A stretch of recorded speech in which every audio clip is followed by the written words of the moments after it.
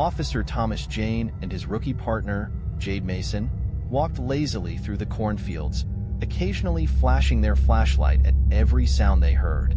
Officer Jane hated nights like this, when teens prank called the station, yet he was still obligated to check it out. He knew he wouldn't find anything, so he didn't object when Officer Mason suggested they stop for coffee. Even so, according to the operator, the kid who called sounded really calm. An unnatural sort of calm, like the kind that comes before a storm. He knew the kid too, the one whose girlfriend went missing after her best friend disappeared not long after her parents were murdered. It seemed like ever since that boy came to town, there was just one bad thing after another. But why would the killer stay here? It didn't make any sense. The kid had to be mistaken. As soon as they reached the house, Officer Jane felt like there was something wrong. He couldn't quite put his finger on it, but something just didn't feel right. He turned to his partner. "Get your gun ready, Mason. I have a bad feeling about this." Officer Mason nodded solemnly and did as she was told. As soon as they opened the door, a powerful odor hit them. Officer Mason wouldn't know, but Officer Jane recognized that smell. It was the smell of death. Once again, he turned to his fellow officer. "I think we're going to need backup." After calling for backup, the two officers cautiously entered the house. Not knowing whether or not the killer was still there, they decided to stick together at first. They searched all of the rooms on the first floor, eventually making their way to the living room. Officer Mason let out a shriek as she shined her flashlight over the couches. When Officer Jane shone his flashlight as well, all he could utter was, "Mother of God." There were corpses everywhere, of men, women, and children of all ages, and in various stages of decay. There must have been over a dozen of them. They were all posed in different positions, as if they were friends and families gathering together for afternoon tea. There were people slumped on the couch reading a book, or sitting in a chair with the newspaper. Some were even sitting on the floor, posed as if playing a board game. Their mouths were agape, and their eyes were rolled to the back of their heads. As the officers began to examine them, they recognized a few from the missing posters that had skyrocketed in recent months. Officer Mason had to leave the house to throw up outside. Officer Jane remained inside, wondering why there weren't any flies surrounding the bodies. As the officers made their way to the stairwell, they noticed the dried blood on the floor and the rail. They gave each other a wary look, and then continued on, guns at the ready.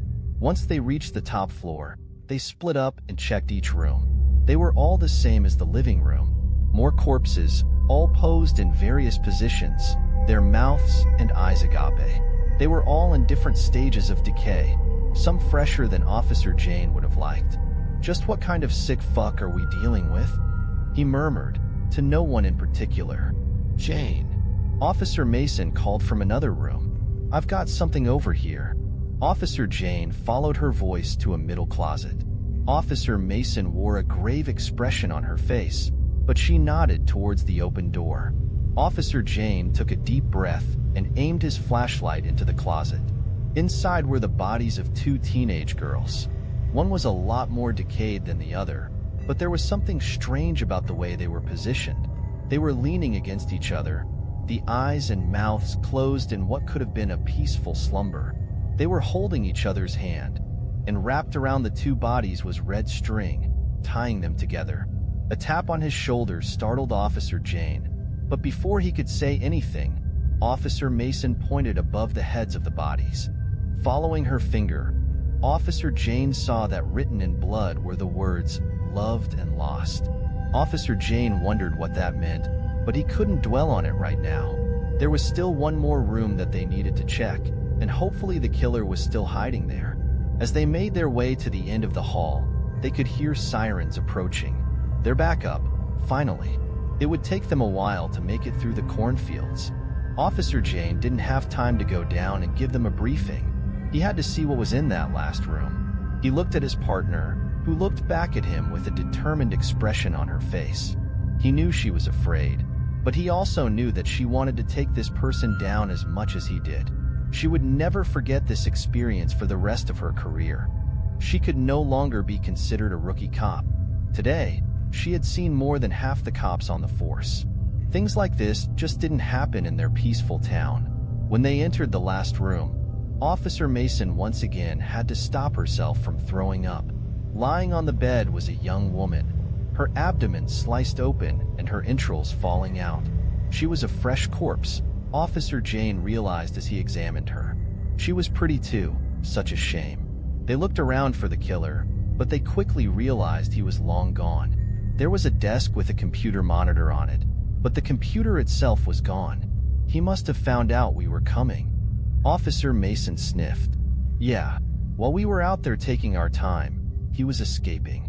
I wonder how he was able to use this computer. What? Officer Jane said, turning to her. Officer Mason looked stunned. The computer? How could he have used the internet when there's no signal or any electricity out here? How do we even know he used it? Well, why would he take it if he hadn't been using it? A monitor with no computer, that doesn't make sense. Yeah, Officer Jane didn't have much time to think about it, as he could hear the other officers coming through the door and calling out to them. I guess I'll go down and tell them the situation, seeing as how he's not here anymore. All right, I'll stay up here and look around some more. As Officer Jane headed to the stairway, he tried to collect his thoughts. He was ready for this nightmare to be over, but he knew it wouldn't be for a long time. And what's worse, the killer had escaped because they hadn't taken the call seriously. Just as he reached the top of the stairs, he heard a shout coming from the room at the end of the hall. Officer Jane, followed by the other officers that had come as backup, ran to the room with their guns ready. But when they reached the room, it was empty save for the young girl who was already dead. In here came a muffled voice from a small doorway. Officer Jane and the other officers slowly entered the room. A fresh metallic smell filled their noses upon entering. They all flashed their lights around the room. Lying on a bloody metal operating table was a teenage boy. His hands and feet were tied down, and his throat was slit. Officer Mason was leaning over him. He's still warm, she said, her voice quivering as she tried not to cry. This must be the boy who called 911. We came too late. And that's not all, said an officer named Joe Rake, as Officer Jane comforted his partner. It looks like we've got a confession. All of the officers simultaneously aimed their lights where Officer Rake was pointing his. On the wall above the boy's body, written in fresh blood, was a message. Jeff was here.